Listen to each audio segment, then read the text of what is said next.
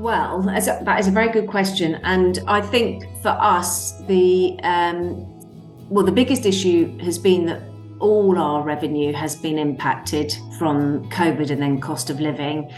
So I suppose the challenge that I'm faced with the team is working out, well, where do we focus our attention to try and bring the revenue, or at least the profit levels, back up, and what's going to be our sort of windfall moments to try and plug the gap.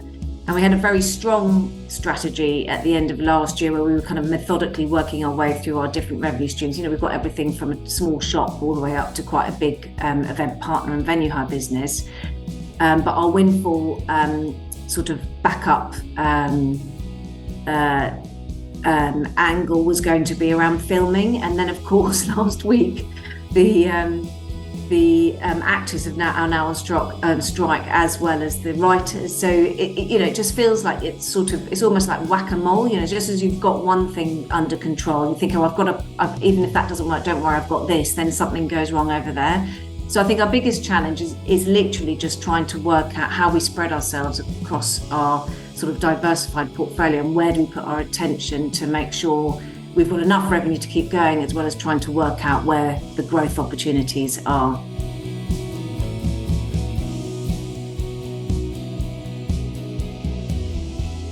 Well, I think there's two, as I said, in a bit like the first question, the opportunity probably is to get back to basics and work out of our sort of more robust, resilient, sustainable income streams.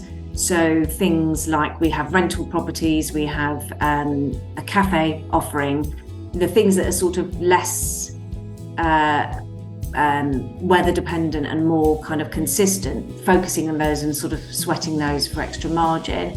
And then in terms of new income, we are actually embarking on a capital development project to try and unlock income and activation in buildings and green spaces that are not currently in use or very poorly used at the moment.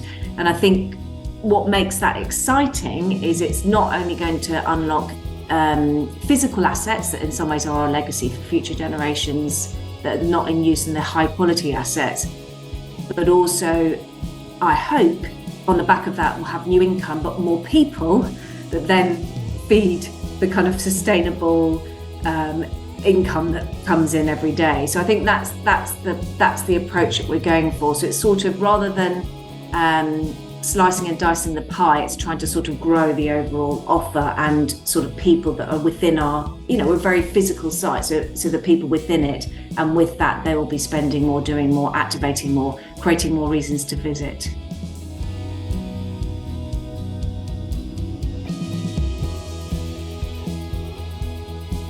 I mean, as a family, what we always look forward to in the summer is actually doing our annual visit to the summer exhibition at the RA, which normally involves, and we go as a family, it normally involves the kids saying things like, oh, I'm sure I could do better than that, that kind of classic, being really wowed, and then some things are thinking, oh, that's interesting.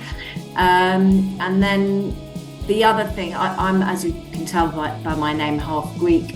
And every summer we go back to Greece to see the family, and for me that's always really exciting because there's always an opportunity to sort of plug into what's going on in Greece, and that will be anything from something going on in a museum, or normally when we're going out we leave Athens and go out to one of the islands or mainland, and around August the 15th there's always lots of local traditional dance and things like that. So that for me is always a real highlight each summer.